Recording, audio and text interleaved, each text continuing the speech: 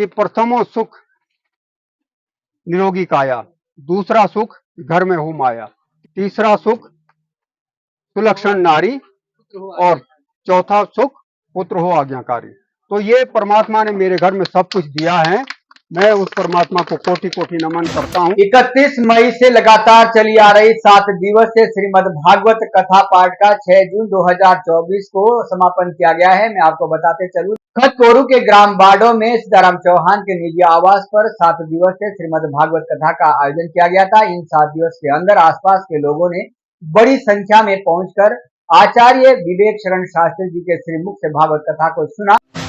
आप कुछ तस्वीरें देख सकते हैं जो बेहद ही खूबसूरत तरीके से व्यासपीठ बनाकर वहां पर आचार्य व्यास विवेक शरण शास्त्री जी के द्वारा श्रीमद् भागवत कथा को लोगों को सुनाया गया है। सीताराम चौहान जी जिनके द्वारा की अपने आवास पर ये 7 दिवसीय श्रीमद् भागवत कथा पाठ का आयोजन किया गया था, उनकी प्रतिक्रिया हम सुनते हैं इस पूरे परिवार को लेकर। और इसके अलावा जौनसार बावर में इस तरीके के श्रीमद् भागवत कथा पाठ पूर्व में बहुत कम देखने को मिलते थे। और खासतौर पर अगर मैं निजी परिवार का जिक्र करूं तो मेरे संज्ञान में अभी तक कोई ऐसा मामला नहीं था जिन्होंने निजी आवास पर इस तरीके का श्रीमद् भागवत कथा पाठ किया हो। हालांकि एक दो व्यक्ति ने जिक्र जरूर किया है, लेकिन जहां मैं उपस्थित हो पाया हूं या इस तरीके का जो व्यक्तिगत घर पे श्रीमद् भागवत कथा का 7 दिवसीय आयोजन जो किया गया है, ये मेरे लिए पहला अवसर था जहां मैं उपस्थित हो पाया हूं।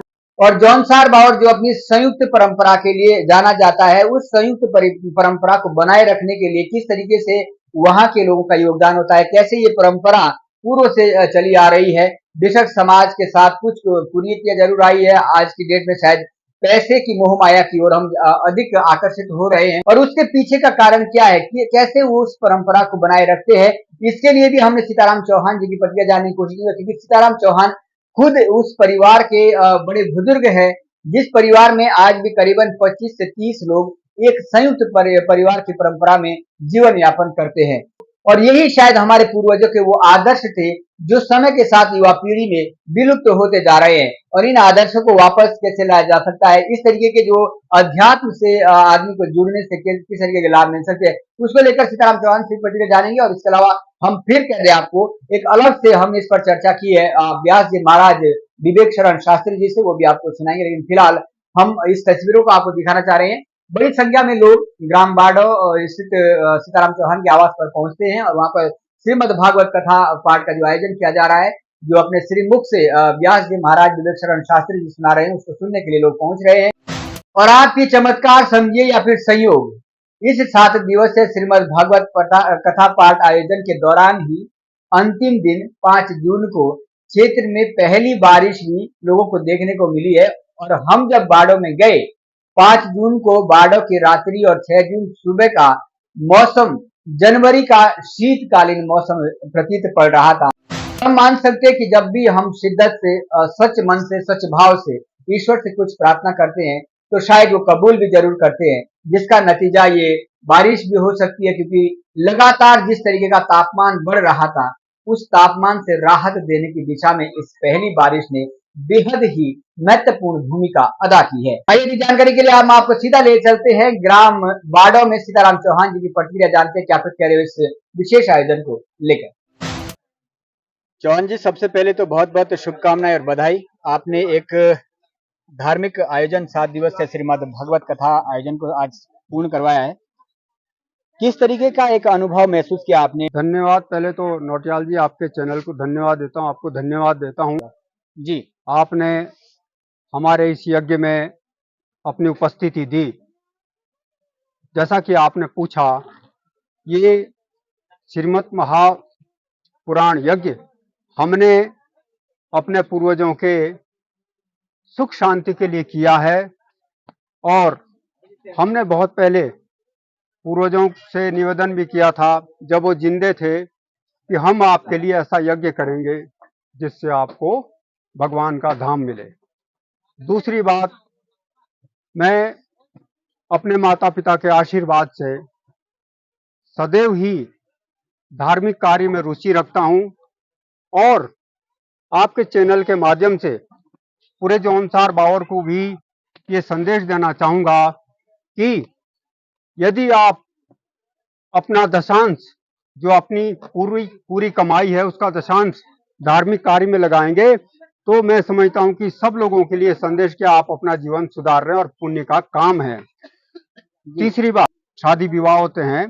अब मैं इस पे रोक तो नहीं लगा सकता हूं, लेकिन निवेदन कर सकता हूं कि जितना खर्चा आप शादी विवाह का मैं विरोध नहीं करता हूं, लेकिन मैं ये कहता हूं कि शुद्धता के साथ होनी चाहिए।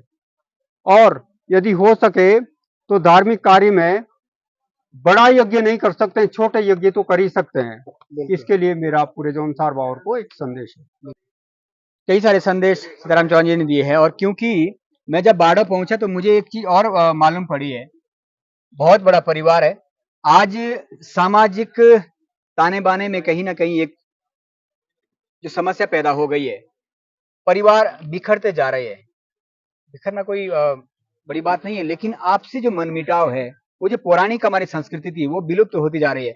चौहान जी, खुशी होती है कि आपके परिवार के बारे में जब जानकारी ली तो 5 भाई आप में से थे, उसमें शायद एक आपके सबसे बड़े भाई कोविड काल में ही नहीं रहे, और उसके बाद पीछे जो आपके बच्चे हैं उनमें भी एक ऐसा तालमेल है कि आज भी एक ही परिवार में आप सब लोग हैं। ये कहीं ना हो सकती है और जगह के लिए भी जो आपसे मनमुटाव है इस जीवन में रखा क्या है, इस तरीके के आध्यात्मिक कार्य से उसके लिए क्या संदेश मिलता है? जी, धन्यवाद नौटियाल जी। सर्वप्रथम तो 4 भाई मासू देवताओं के चरणों में प्रणाम करते हुए, प्रभु श्री सीताराम के चरणों में प्रणाम करते हुए, सदगुरुदेव हनुमान जी महाराज के चरणों में प्रणाम करते हुए, आपने संस्कृति के बारे में पूछा, संस्कार के बारे में पूछा। मैं आपके चैनल के माध्यम से ये कहना चाहूंगा कि पार ब्रह्म परमेश्वर की असीम कृपा से अभी तक मेरे घर में जो बड़े होते हैं उनका आदेश का पालन किया जाता है। कहते हैं कि प्रथमो सुख निरोगी काया, दूसरा सुख घर में हो माया, तीसरा सुख सुलक्षण नारी, और चौथा सुख पुत्र हो आज्ञाकारी। तो ये परमात्मा ने मेरे घर में सब कुछ दिया है। मैं उस परमात्मा को कोटि कोटि नमन करता हूँ, और लोगों को भी यही संदेश देना चाहूंगा कि घर में मेल होनी चाहिए, और जो हमारी परंपरा है, जो हमारी संस्कृति है, उसको बरकरार रखें और अपने बच्चों को संस्कारवान बनाएं। धन कम हो कोई बात नहीं, मैं तो ये संदेश देना चाहूंगा, धन हमारे हाथ में नहीं है। लाभ हानि, जीवन मरण, सुख और दुख, ये परमात्मा के अधीन है। हमको परमात्मा ने केवल कर्म करने का अधिकार दिया है। तो मैं सभी लोगों से निवेदन करूंगा कि लक्ष्मी के पीछे ना दौड़े, नारायण के पीछे दौड़े, लक्ष्मी आपके पास स्वतः ही आ जाएगी। अंतिम प्रश्न लेना चाहूंगा, क्योंकि कल तो मैं भी ऐसा महसूस कर रहा था कि यहाँ तो जनवरी का महीना लग रहा है, थोड़े से भीग भी गए थे, और यहाँ की ठंड तो काबिल तारीफ है। लेकिन उस गर्मी से भी मैं भूल नहीं सकता जो 43 का टेम्परेचर दे दिए अभी देहरादून का, ये रिकॉर्ड तापमान भी नोट किया गया है। पर्यावरण की दिशा में लोगों को, क्योंकि आप खुद जमीन पर काम किए इस दिशा में, लोगों को क्या संदेश है? पर्यावरण के बारे में मैं तो शुरू से ही लेकर के, मैंने अपने गांव के ऊपर है बाडों से लेकर चोरी डांडा तक 100 पेड़ों का वृक्षारोपण किया है अपने निजी धन से। और मैं शासन प्रशासन से भी ये निवेदन करता हूं कि यदि आप भी देखना चाहते हैं तो आइए और मेरे कार्य को देखिए।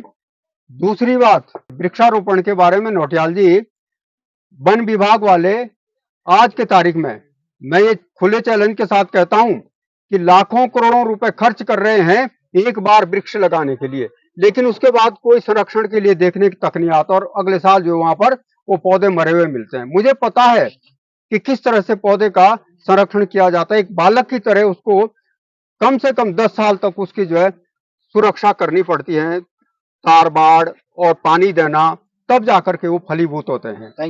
Thank you so much. तो ये आपने सुना सीताराम चौहान जी को। मैं आपको स्पष्ट कर दूं, ये उन लोगों के लिए खासतौर पे संदेश है जिन्होंने 5 जून को पर्यावरण दिवस मनाया है सिर्फ सोशल मीडिया पे। हम सोशल मीडिया के विरोधी बिल्कुल भी नहीं है, लेकिन उस कार्य को धरातल पर भी किसी ना किसी को उतारना पड़ेगा। ऐसे लोगों से बचना पड़ेगा जो सिर्फ और सिर्फ सोशल मीडिया पर टीआरपी करने के लिए वृक्ष को लेकर हाथ में लेकर चल रहे हैं। जमीन पर, जैसा कहा, ये वही शख्स कहते हैं जिनके जिन्होंने काम किया हो। कह रहे हैं वन विभाग आकर देखें, जो हमने किया है वो आज भी पेड़ जिंदा है और उसकी परवरिश आज भी कर रहे हैं। तो यदि शायद प्रकृति ने जितना हमें दिया है हम उसको उतना नहीं दे सकते, लेकिन एक पेड़ की परवरिश हम कर सकते हैं और वही एक माध्यम है इस दिन प्रतिदिन बढ़ती हुई ज्वलनशील गर्मी से निजात का, शीतलता को उत्पन्न करने का। खास खबर देख रहे थे आप, हम ग्राम बाड़ो में मौजूद है, जहां पर श्रीमद् भागवत कथा का 7 दिवसीय जो आयोजन किया गया था वो समापन है। आज भंडारा किया जा रहा है, बड़ी संख्या में यहाँ लोग पहुंचे भी है, उसको प्रसाद ग्रहण भी करेंगे। फिलहाल मैं आपसे लूंगा विदा। कैमरामैन मनोज चौहान के साथ दीवान नौचल की रिपोर्ट, डीसीपी न्यूज उत्तराखंड के लिए।